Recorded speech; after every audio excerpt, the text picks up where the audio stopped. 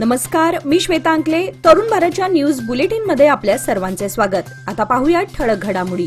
बेळगाव बाची मार्गावरील महात्मा गांधी सर्कल पासून महाराष्ट्र सीमेलगतच्या बाचीपर्यंतच्या अत्यंत दुर्दशा झालेल्या रस्त्याची ताबडतोब नूतनीकरण करून चौपदरीकरण करावे. तसेच बेळगाव तालुक्यातील खराब झालेले अन्य रस्तेही दुरुस्त करावेत. या मागणीसाठी आक्रमक झालेल्या बेळगाव तालुका महाराष्ट्र एकीकरण समितीतर्फे आज सोमवारी सकाळी सदर मार्गावर ठिय्या आंदोलनाद्वारे सुमारे 2 तास भव्य रास्ता रोको करून प्रशासनाचे लक्ष वेधण्यात आले. बेळगाव वेंगुर्ला मार्गावरील बेळगुंदी क्रॉसजवळ बेळगाव तालुका मये समितीचे अध्यक्ष माजी आमदार मनोहर किणेकर, युवा नेते RM चौगुले आदींच्या नेतृत्वाखाली रस्त्यावर ठिय्या मांडून आंदोलन छेडण्यात आले. आंदोलनाची माहिती मिळताच सार्वजनिक बांधकाम खात्याच्या मुख्य कार्यकारी अभियंत्यांनी तातडीने रास्ता रोकोच्या ठिकाणी दाखल होऊन आंदोलनकर्त्यांची भेट घेऊन आश्वासन दिल्यानंतर आंदोलन मागे घेण्यात आले. बंदुकीची गोळी लागल्याने तरुणाचा मृत्यू झाल्याची खळबळजनक घटना सोमवारी पहाटे 3च्या सुमारास हलशी येथे घडली आहे.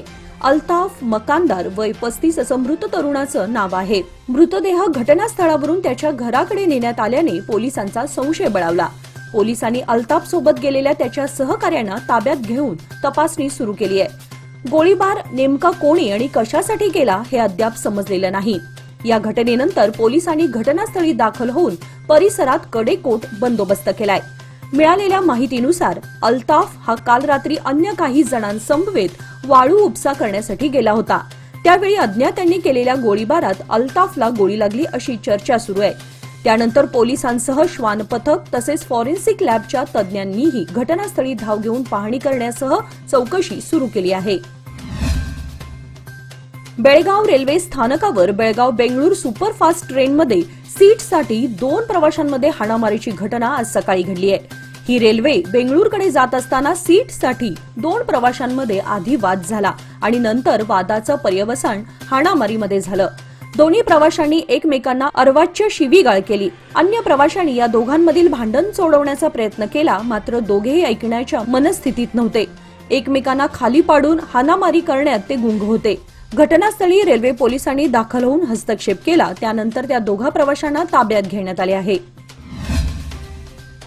शहर पोलीस आयुक्त याडा मार्टिन मार्गमण्यान यांच्या नेतृत्वाखाली आज बेळगाव शहरातील पोलीस आयुक्तालयाच्या अधिकार क्षेत्रातील विविध पोलीस ठाण्यांच्या व्याप्तीत घडलेल्या चोरी प्रकरणातील ऐवज मूळ मालकांना सुपूर्द करण्याची प्रक्रिया पार पडली.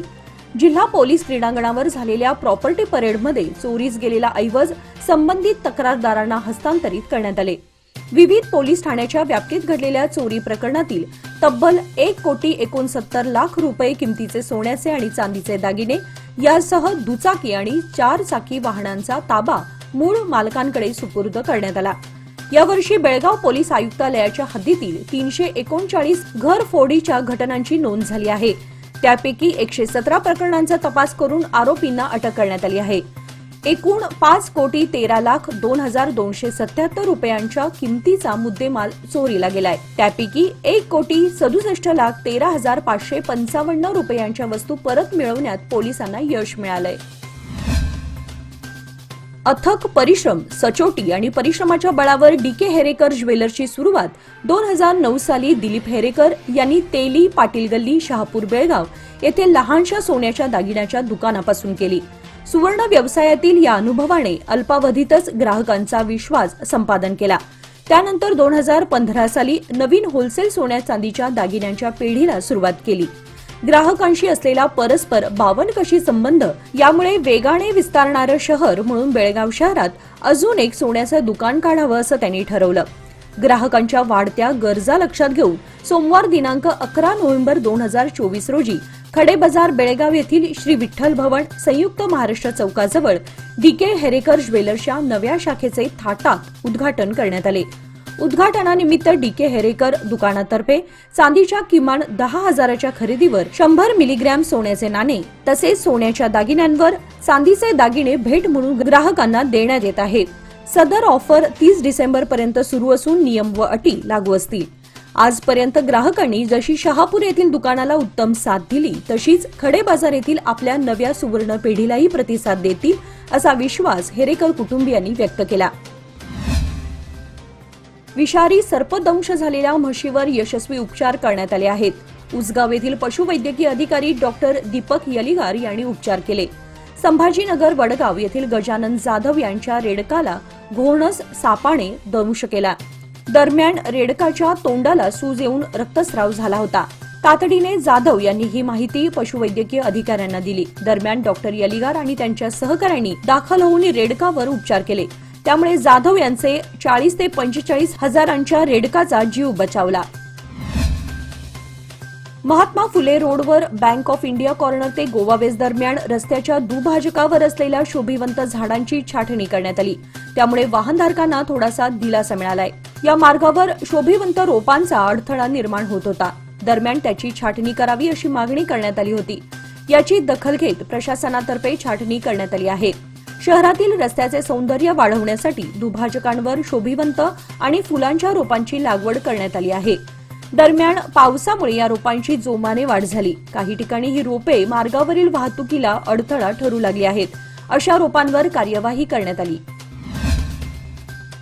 एका अट्टल दुचाकी चोराला अटक करून त्याच्याजवळून 2.25 लाख रुपये किमतीच्या 5 दुचाकी जप्त करण्यात आल्या आहेत। पोलीस आयुक्त याडा मार्टिन मार्बयान यांनी ही माहिती दिली। इरफान रफिक शेख राहणार वैभवनगर असं अटक करण्यात आलेल्याचं नाव आहे। एपीएमसी पोलीस स्थानकाच्या कार्यक्षेत्रात झालेल्या दुचाकी चोरीचा तपास करताना इरफानला अटक करून वेगवेगळ्या ठिकाणी त्याने चोरी केलेल्या 5 दुचाकी जप्त करण्यात आल्या आहेत। केंद्र सरकारने सुरू केलेल्या मादी वासराची हमी या योजनेला उत्तम प्रतिसाद मिळालाय। त्यामुळे जिल्ह्यात मादी वासरांच्या संख्येत समाधानकारक वाढ झाली आहे। त्यामुळे पशुपालकांच्या दुग्धोत्पादनामध्ये वाढ होणार आहे। ही योजना पशुपालकांना आर्थिकदृष्ट्या आधार ठरू लागली आहे। नर वासराच्या संगोपनाचा भार कमी करण्यासाठी ही योजना राबवण्यात आली आहे। गायींना मादी जातीचेच वासरू जन्माला यावे यासाठी विशेष कृत्रिम रेतन उपलब्ध करण्यात आली आहे। ही कृत्रिम रेतन जिल्ह्यातील विविध गायींना भरवण्यात आली आहे। विशेषतः कृत्रिम रेतन भरवलेल्या सर्व गायींना मादी जातीचीच वासरे जन्माला आली आहेत। त्यामुळे पशुपालकांचाही या कृत्रिम रेतनाकडे कल वाढलाय। येत्या काळामध्ये जातीवंत गायींच्या संख्येमध्ये भर पडणार आहे। या जातीवंत वासरांमुळे दूध उत्पादनामध्येही वाढ होत आहे। सादर आहे लोकमान्य दुर्गा शक्ती योजना, जी देते तुमच्या गुंतवणुकीवर 10.25% परतावा, तेही फक्त 18 महिन्यांमध्ये। सोबत 1 लाखापर्यंत व्यक्तिगत अपघाती विमा विनामूल्य उपलब्ध। अधिक माहितीसाठी आजच कॉल करा 1800-212-4050। फक्त सभासदांकरिता, अटी लागू। लोकमान्य, जिथं पैसा वाढतो आणि नातं वृद्धिंगत होतं। सरकारी काम लवकर पूर्ण व्हावे या उद्देशाने सर्वच विभाग डिजिटल होताना दिसतात, परंतु हेस्कॉम मात्र याला अपवाद ठरताना दिसतोय। मागील 1.5 महिन्यांपासून सर्व्हर डाऊन असल्यामुळे नागरिकांना विनाकारण कार्यालयाचे उंबरठे झिजवावे लागतायत। अनेक वेळा तक्रार करून देखील योग्य प्रतिसाद दिला जात नसल्याने दाद मागायची तरी कोणाकडे असा प्रश्न निर्माण झालाय। संपूर्ण राज्यभर सर्व्हर डाऊन झाल्यानं स्थानिक पातळीवर काही करता येत नसल्याचं सांगून अधिकारी हतबलता व्यक्त करत आहेत, परंतु यामुळे नागरिक मात्र हैराण झालेत।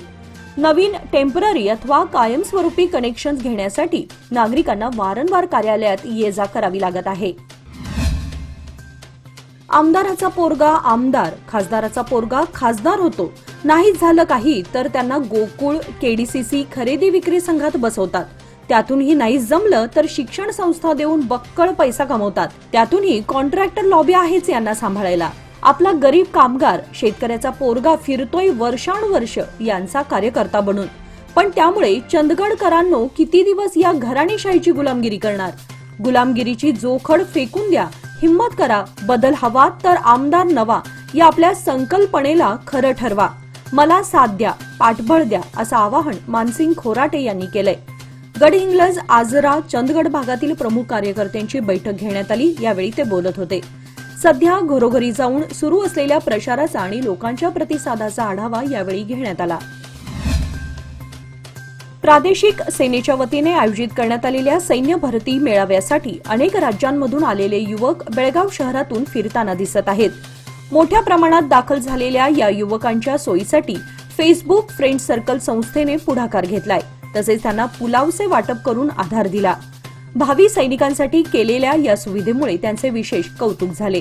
फेसबुक फ्रेंड सर्कलचे सदस्य तेजस कदम यांच्या नेतृत्वात पुलावचे वाटप करण्यात आले। जमलेल्या 2500हून अधिक इच्छुकांना पुलावचे वाटप करण्यात आले। यावेळी किरण निपाणीकर, संतोष दरेकर, अवधूत तुडवेकर, सौरभ सावंत यांचे सहकार्य लाभले असून पुढील कार्यासाठी शुभेच्छा दिल्या। शहापूर, येळ्ळूर, धामणे, अनुगोळ शिवारात शेतजमिनी असल्याने येथील शेतकरी महिला सतत येळ्ळूर रोडवरून बसने प्रवास करतात। आधी पैसे घेऊन तिकीट घेत असल्याने बस चालक हवे तिथे बस थांबवत होते, पण महिलांना बस प्रवास मोफत झाल्याने बस थांबवत नाहीत। त्यामुळे रयत संघटनेतर्फे परिवहनच्या मुख्य कार्यालयावर शेतकऱ्यांनी धडक मोर्चा काढून बस आयुक्तांना निवेदन दिले होते।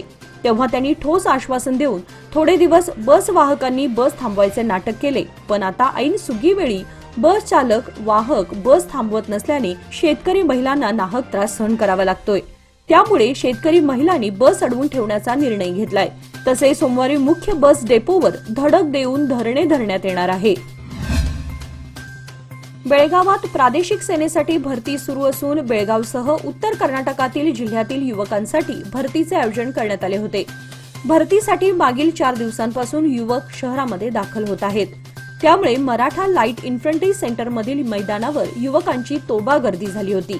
हजारो युवक भरतीसाठी दाखल झाले होते। मोठ्या संख्येने युवक दाखल झाल्याने प्रशासनाला गर्दीवर नियंत्रण मिळवणं अवघड झालं होतं। त्यामुळे पोलीस बंदोबस्तासाठी असलेल्या जवानांना लाठीमार करावा लागला। यावेळी चेंगराचेंगरी होऊन दोघे युवक जखमी झाल्याची घटना घडली आहे। हुबळी येथील अल्लाभक्ष, यरगट्टी आणि गोकाक तालुक्यातील बेतगेर येथील प्रवीण मकाले अशी जखमींची नावे आहेत। त्यांना जिल्हा रुग्णालयात उपचारासाठी दाखल करण्यात आलंय।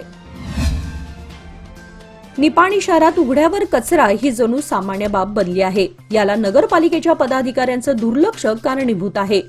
शहर आणि उपनगरांमध्ये वेळेत कचऱ्याची उचल होताना दिसत नाही। याबरोबरच आता नगरपालिकेला लागूनच उघड्यावर कचऱ्याचे ढीग दिसून येत असल्यानं पालिका प्रशासन नेमकं करते तरी काय, असा संतप्त सवाल नागरिकातून उपस्थित होतोय। गेल्या 8 दिवसांपासून कर्नाटकात ऊस तोडी आणि ऊस वाहतूक मोठ्या प्रमाणात सुरू झाली असून या भागातील पहिला अपघात नणदी येथील हलसिद्धनाथ मंदिरानजीक असलेल्या नाल्याजवळ घडलाय।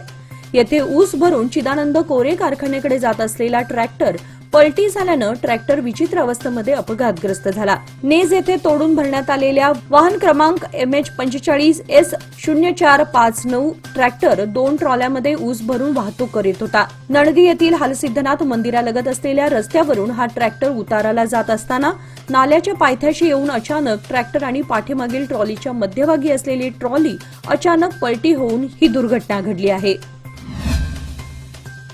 घराणेशाही थांबावी आणि एका सर्वसामान्य कार्यकर्त्याला संधी मिळावी यासाठी ही निवडणूक आहे। आज मला मिळणारा प्रतिसाद त्याची ग्वाही देतो। हे बळ विजयाचा असेल असा विश्वास चंदगड मतदारसंघाचे अपक्ष उमेदवार शिवाजी पाटील यांनी व्यक्त केला। नेसरी तालुका गडहिंग्लज येथे आयोजित प्रचार सभेत ते बोलत होते। यावेळी स्थानिक देवस्थान समितीचे अध्यक्ष संग्रामसिंह नेसरीकर, विलास नाईक, विनायक कोळी, आयुब वाटंगी आदी उपस्थित होते। याचबरोबर आजचे बातमीपत्र इथे संपले। अधिक माहिती आणि ताज्या घडामोडींसाठी पाहत रहा तरुण भारत न्यूज चॅनल। तसेच आमच्या चॅनलला लाईक, शेअर आणि सबस्क्राईब करायला विसरू नका। आणि विश्वासार्ह बातम्यांसाठी दररोज वाचा दैनिक तरुण भारत। धन्यवाद।